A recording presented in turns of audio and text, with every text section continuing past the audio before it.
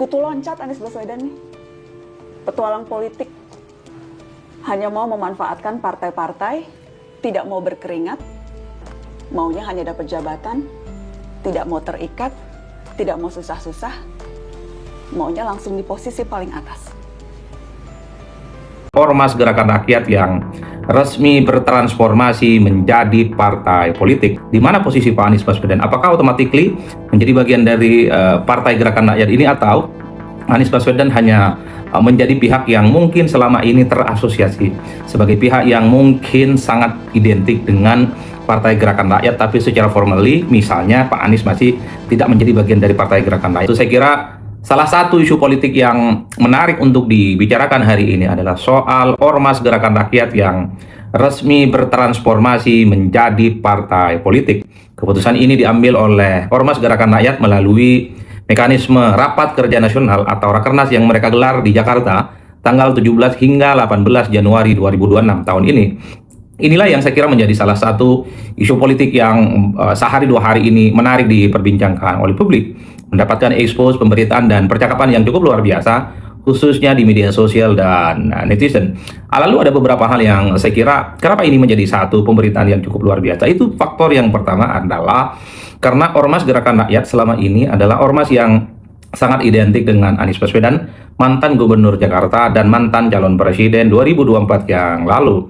Jadi wajar kalau kemudian begitu banyak pihak yang mengapresiasi dan kemudian memberikan dukungan. Ya, selayaknya Ormas ini memang menjadi sebagai sebuah partai politik, sebagai katalisasi sekaligus sebagai kanal untuk menyampaikan perjuangan-perjuangan politik di masa-masa yang akan datang.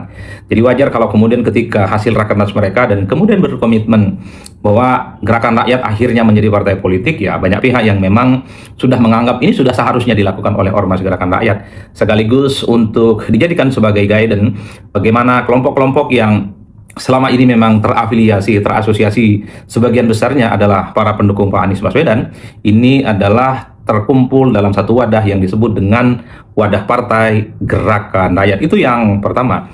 Yang kedua tentu yang menjadi teka-teki, apakah Pak Anies Baswedan akan bergabung dengan Partai Gerakan Rakyat ataupun tidak, karena per hari ini belum ada penjelasan apapun dari kawan-kawan Gerakan Rakyat, di mana ketua umumnya adalah Bung Syahrin, yang saya kira Bung Syahrin ini adalah salah satu relawan politik, salah satu figur yang selama ini memang cukup dekat dan selalu membersamai Anies Baswedan dalam setiap perjuangan-perjuangan politiknya, baik dalam Pilkada Jakarta ataupun ketika Pilpres di 2024 yang lalu. Tentu yang paling banyak ditunggu oleh publik, apakah di masa-masa yang akan datang setelah komposisi dan struktur kepengurusan dari Partai Gerakan Rakyat ini rampung, akan ada nama Anies Baswedan yang sebenarnya paling banyak dinanti-nanti oleh publik. Apakah Anies akan menjadi bagian dari partai politik tertentu, ataukah hanya tetap menjadi seorang aktivis politik, pegiat politik setelah tak lagi menjadi pejabat publik, khususnya setelah Pilpres 2024 yang lalu. Itu yang saya sebut sebagai teka-teki, karena kemarin kalau tidak salah dalam pemberitaan di media-media saat melakukan pembukaan Rakernas, Pak Anies Baswedan yang posisinya sebagai anggota kehormatan Ormas Gerakan Rakyat ini kan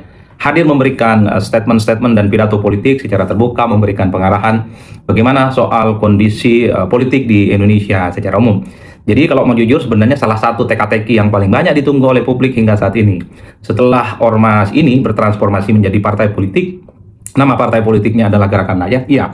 Di mana posisi Pak Anies Baswedan? Apakah automatically menjadi bagian dari Partai Gerakan Rakyat ini, atau Anies Baswedan hanya menjadi pihak yang mungkin selama ini terasosiasi sebagai pihak yang mungkin sangat identik dengan Partai Gerakan Rakyat, tapi secara formally misalnya Pak Anies masih tidak menjadi bagian dari Partai Gerakan Rakyat ini. Hampir mirip-mirip mungkin dengan Pak Jokowi, ketika Pak Jokowi selalu dikait-kaitkan secara emosional, secara politik, dan bahkan Jokowi dianggap sebagai satu-satunya magnet politik PSI hari ini, tapi secara legal formal Pak Jokowi masih belum menentukan apakah Pak Jokowi akan ber-KTA, apakah Pak Jokowi akan menjadi anggota Partai Solidaritas Indonesia. Tapi secara umum publik saya kira sudah tahu bahwa bicara PSI hari ini ya Jokowi. Ketika bicara Jokowi hari ini, ya itu adalah dianggap sebagai replika politik Jokowi yang sepertinya ke depan akan dikapitalisasi sebagai bagian dari perjuangan supaya partai ini lolos ke parlemen dan ya mungkin relatif ingin kompetitif dengan partai-partai yang lainnya. Hampir senada dengan ini adalah posisi Anies Baswedan, yang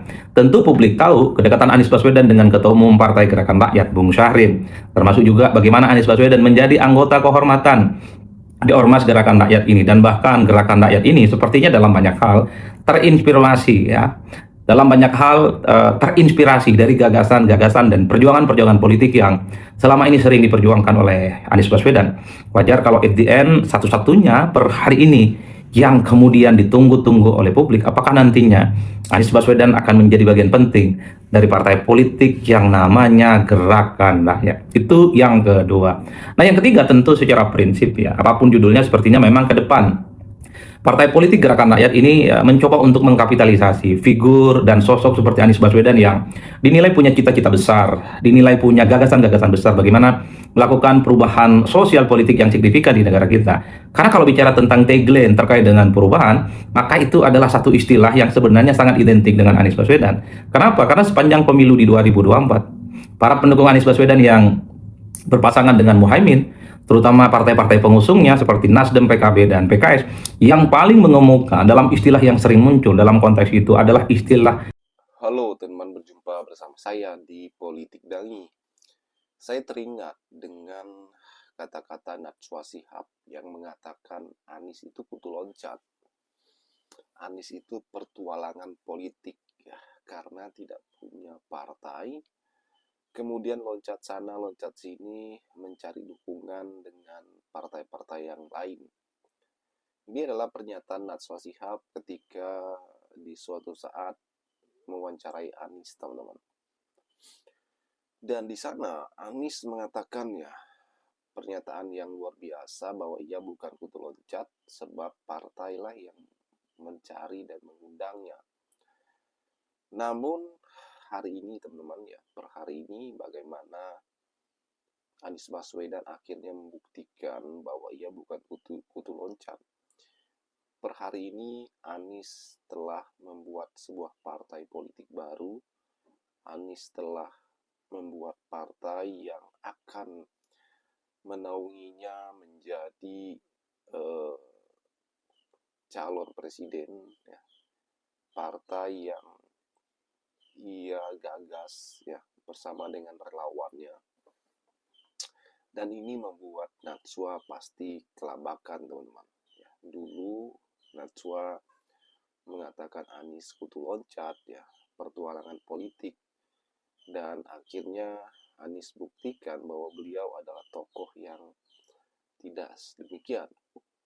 Dan ini adalah pasti menampar keras wajah Najwa Shihab, teman-teman ya, yang dulu membuat jengkel kata-katanya, dan kali ini ya betul-betul Anies buktikan.